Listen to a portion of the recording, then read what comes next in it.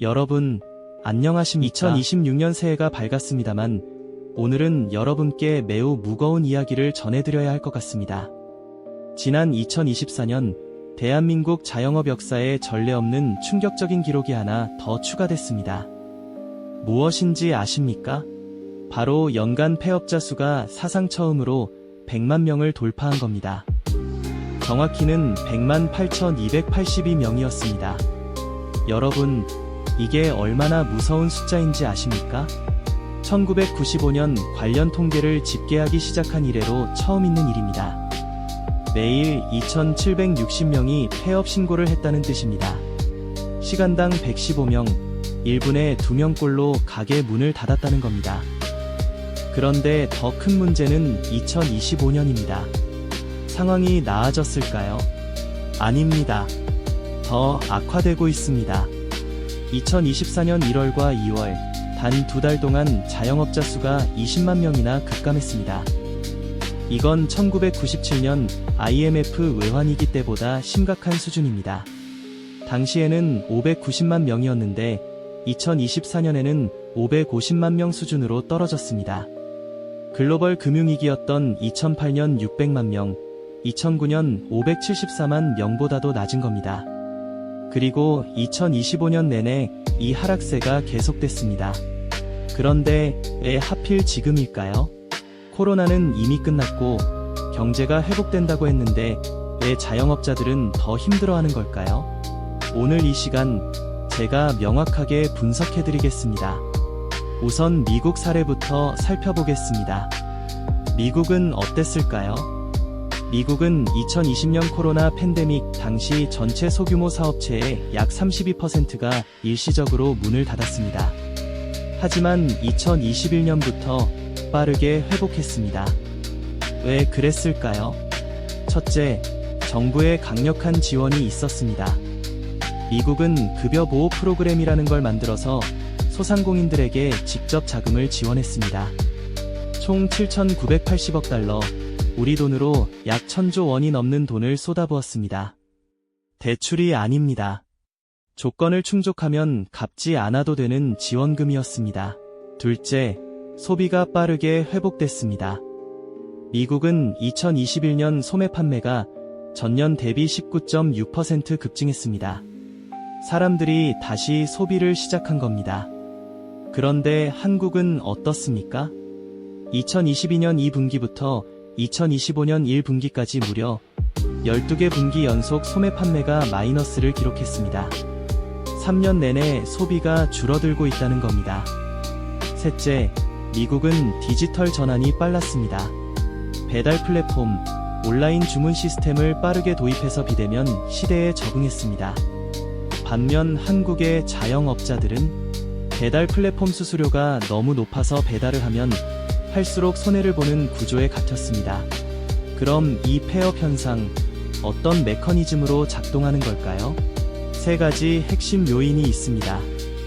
첫 번째는 비용 압박의 악순환입니다. 원자재비가 올랐습니다. 식용유 가격이 2022년 대비 45% 상승했습니다. 밀가루는 38% 올랐습니다. 그런데 치킨 한 마리 가격을 마음대로 올릴 수 있습니까? 못 올립니다. 손님들이 안 옵니다. 결국 자영업자가 그 차액을 다 감당해야 합니다. 인건비도 마찬가지입니다. 2025년 최저임금이 시간당 9,860원이었고 2026년에는 1만 30원으로 올랐습니다. 하루 8시간, 한 달 209시간 기준으로 계산하면 월 210만 원입니다. 여기에 4대 보험까지 합치면 사업주 부담은 월 245만 원이 넘습니다. 자영업자 입장에서는 직원 1명 고용하는 게 엄청난 부담입니다. 임차료도 만만치 않습니다. 서울 강남구 상권의 평균 월세가 평당 20만 원을 넘습니다. 30평 가게면 월 600만 원입니다. 장사가 잘 안 되어도 월세는 꼬박꼬박 나갑니다. 두 번째는 대출 부담의 눈덩이 효과입니다. 한국은행 자료에 따르면 자영업자 가계대출 규모가 2024년 기준 약 850조 원에 달했고 2025년에도 이 규모가 유지되고 있습니다. 평균 금리가 5.07%입니다. 1억 원을 빌렸으면 1년의 이자만 507만 원을 내야 한다는 겁니다. 월 42만 원입니다. 더 큰 문제는 뭡니까? 코로나 때 받은 대출 만기가 돌아오고 있다는 겁니다. 2020에서 2021년에 긴급대출을 받았던 분들이 지금 상환 압박을 받고 있습니다. 그런데 장사는 안 되고 이자는 높고 원금 상환 기한은 다가오니 버틸 수가 없는 겁니다. 세 번째는 내수 침체의 고착화입니다. 2025년 11월 소매 판매액 지수가 전월 대비 3.3% 급감했습니다. 이건 2024년 2월 이후 21개월 만에 최대 감소폭입니다. 연말 소비가 살아나야 할 시기에 오히려 폭락한 겁니다. 사람들이 지갑을 완전히 닫아버렸다는 뜻입니다. 왜 그럴까요? 가계부채가 1900조 원을 넘었습니다. 빚이 너무 많으니까 소비를 줄일 수밖에 없는 겁니다. 집값은 올랐는데 실질소득은 늘지 않았습니다. 물가는 계속 오르는데 월급은 그대로입니다. 당연히 지갑이 닫힐 수밖에 없습니다. 그럼 지금 2026년 초 한국 상황은 어떻습니까? 2024년에 이어 2025년에도 이렇게 무너지고 있는 걸까요? 첫 번째 압박 요인, 소매업과 음식업의 폐업률이 20%를 넘었습니다. 2024년 기준으로 소매업 폐업률이 20.8%, 음식업이 19.4%입니다. 2025년에도 이 추세가 계속됐습니다. 10군데 가게 중 2군데는 1년 안에 문을 닫는다는 겁니다. 더 충격적인 건 신규 창업 대비 폐업 비율이 79.4%라는 겁니다. 가게 10곳이 문을 여는 동안 8곳이 문을 닫습니다. 이게 무슨 의미입니까? 새로 창업해서 성공하기가 거의 불가능하다는 겁니다. 두 번째 압박 요인, 생존율이 급격히 떨어지고 있습니다. 국세청 자료를 보면 2024년 기준 1년 생존율이 77%였습니다. 100대 생활업종 자영업자 100명이 창업하면 1년 뒤 77명만 살아남는다는 겁니다. 23명은 1년도 못 버티고 폐업합니다. 3년 생존율은 더 충격적입니다. 53.6%입니다. 절반이 3년 안에 무너진다는 겁니다. 5년 생존율은 40.2%입니다. 10명 중 6명은 5년 안에 사라집니다. 2025년에도 이 추세는 개선되지 않았습니다. 여러분, 이게 정상적인 시장입니까? 세 번째 압박 요인, 치킨집과 카페의 과포화입니다. 2024년 말 기준 전국 치킨 프랜차이즈 가맹점이 31,397개였습니다. 커피 전문점은 이보다 훨씬 더 많습니다. 34만 7천 개입니다. 대한민국 인구가 약 5,200만 명입니다. 인구 150명당 카페가 하나 있다는 겁니다. 치킨집 가맹점 평균 매출이 얼마인지 아십니까? 교촌치킨이 월 6,242만원, BHC가 5,271만원입니다. 그런데 여기서 원자재비, 인건비, 임차료, 로열티, 광고비를 빼면 남는 게 얼마입니까? 전체 치킨 가맹점의 64%가 연 매출 2억 원도 안 됩니다. 월 평균 1,670만 원입니다. 여기서 비용을 빼면 실제 순이익은 월 300만 원도 안 되는 경우가 대부분입니다.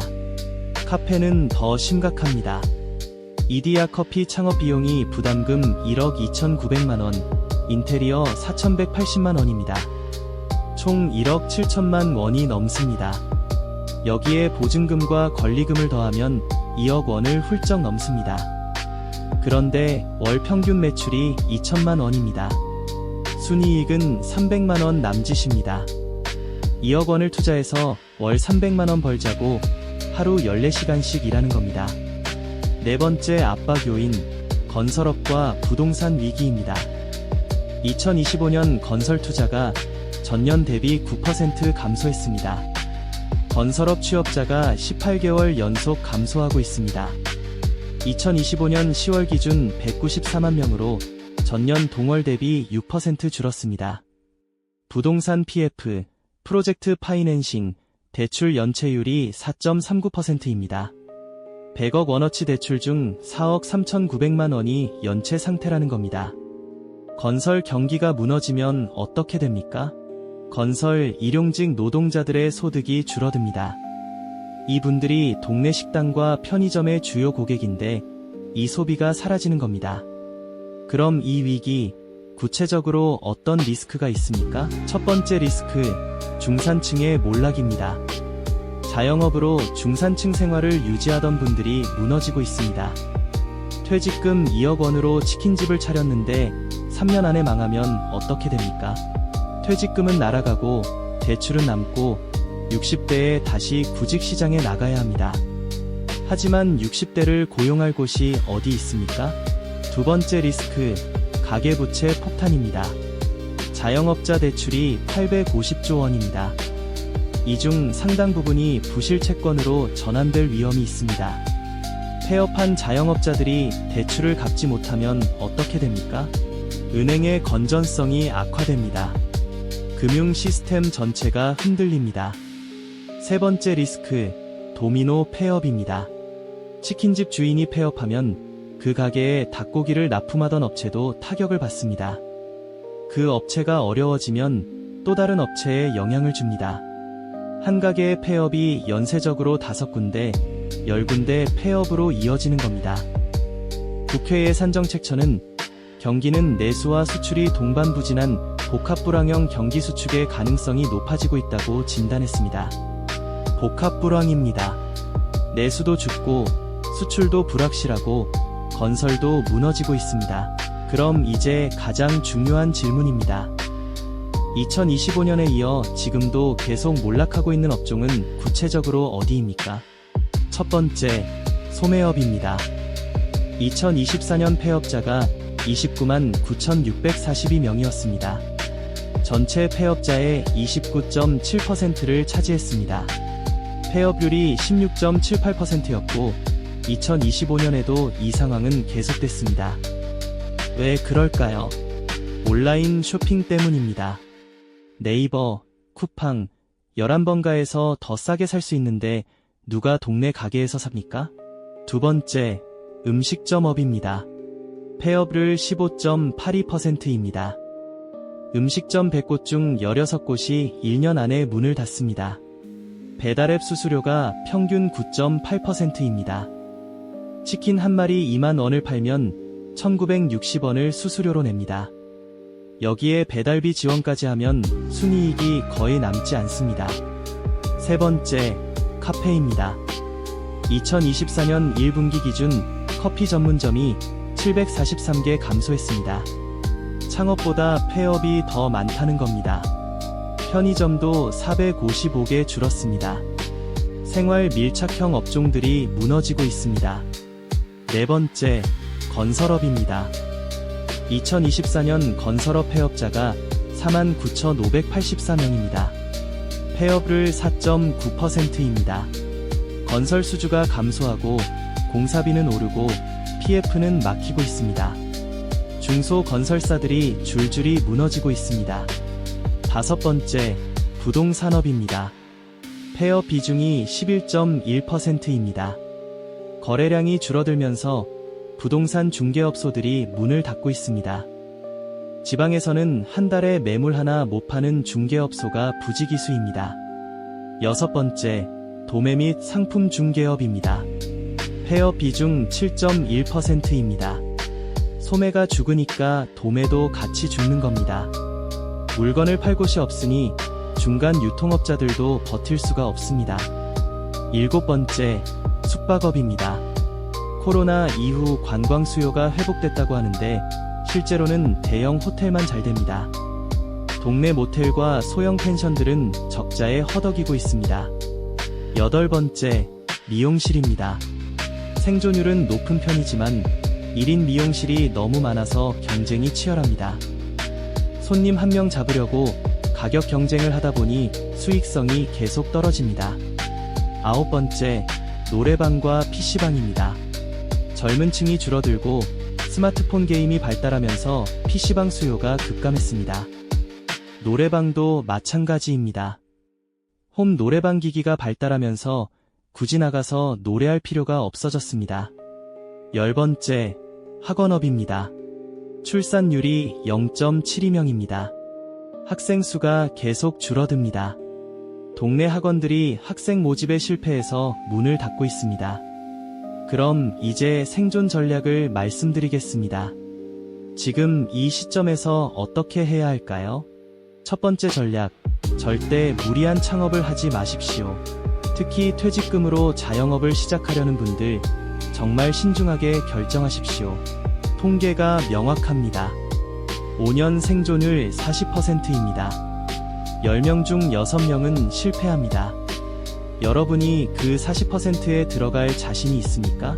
만약 정말 창업을 해야 한다면 최소 6개월치 운영자금을 확보하십시오. 매출이 전혀 없어도 6개월은 버틸 수 있는 자금입니다. 월 운영비가 500만 원이면 3천만 원은 별도로 준비해야 합니다.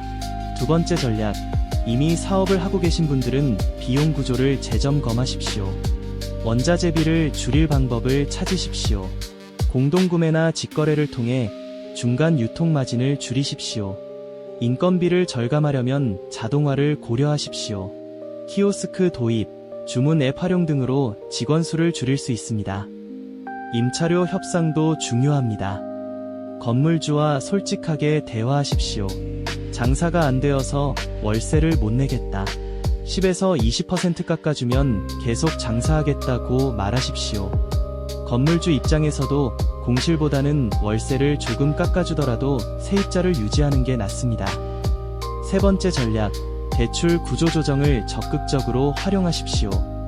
금융위원회는 자영업자 지원 정책을 발표했습니다. 만기 연장, 상환 유예, 금리 인하 등의 혜택을 받을 수 있습니다. 특히 저소득, 저신용 자영업자를 위한 특별 프로그램이 있습니다. 은행에 가서 코로나 때 받은 대출 상환이 어렵다. 만기를 연장해달라고 요청하십시오. 부끄러운 일이 아닙니다. 정부가 만든 정책입니다. 활용하십시오. 네 번째 전략, 업종 전환을 고려하십시오. 치킨집이 안 되면 다른 걸 해야 합니다. 하지만 또 다른 외식업으로 가면 안 됩니다. 같은 레드오션입니다. 차라리 틈새 시장을 노리십시오. 예를 들어 시니어 케어 서비스입니다.